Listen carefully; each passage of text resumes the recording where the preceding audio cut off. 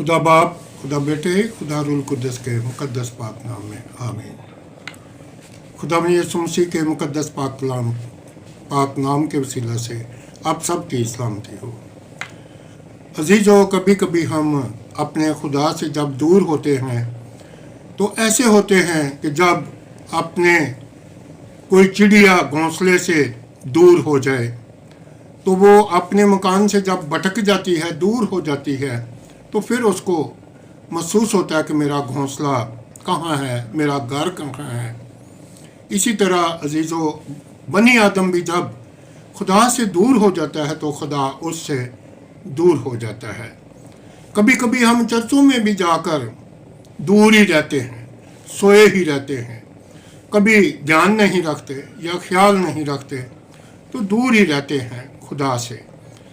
खुदा का खादम जब कोई कलाम कर रहा होता है तो उस वक़्त भी हमारा ध्यान उसकी तरफ नहीं होता, ज़हन नहीं उसकी तरफ होता। अजीज़ों, जब भी हम खुदा के घर में जाते हैं तो कोशिश किया करें कि खुदा के खादम की तरफ ध्यान रखा करें कि वो खुदा का ज़िंदगी बख्श पाक कलाम हमें क्या फरमाता है, वो उसके वसीला से जो हम तक पहुंचता है, क्या हमें बरकत मिलेगी उससे। इसी तरह हम एक आयत पढ़ेंगे, अमसाल की किताब उसका 27 बाब और उसकी 8 आयत है। अपने मकान से आवारा इंसान उस चिड़िया की मानद है जो अपने आशियाना से भटक जाए।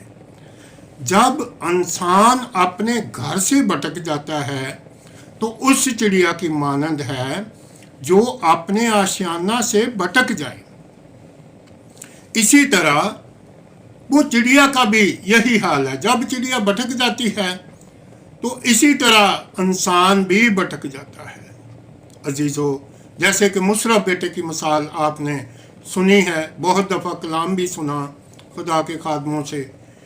मुशर्रफ बेटा भी जब अपने घर से भटक गया, अपने घर से चला गया, दूर चला गया, तो उसको बहुत सारी मुश्किलों का सामना करना पड़ा, बहुत सारी तकलीफ़ों का सामना करना पड़ा, हत्ता के इत्थों तक के सुअरों की फलियां खानी पड़ी। जो सूर खाते थे वो ही फलियां उसको खानी पड़ी। अजीज़ों, फिर उसको ख्याल आया, जब वो अपने घर में आया तो फिर उसको पता चला, उसके बाप ने फिर भी उसे गले लगाया और खुशी मनाई और कुर्बानी चढ़ाई, उसको अच्छे कपड़े पहनाए, सोने की अंगूठी पहनाई। तो फिर उसको पता चला कि हाँ, मैं तो अपने घर से भटक गया था। इसी तरह जो हम भी अपने खुदा से भटके ना रहें, अपने घर से ना भटके रहें, क्योंकि ये हमारा घर आर्जी है, ये हम इस घर में जिला वतन है। हमने आगे अपने घर में जाना है। जब खुदा हमें बुलाएगा तो हम उसके लिए तैयारी करें, उसके लिए तौबा की ज़रूरत है, उसके लिए हमें कलाम की ज़रूरत है। कई लोग जो चर्चेज में जाते हैं तो उधर भी भटके ही रहते हैं।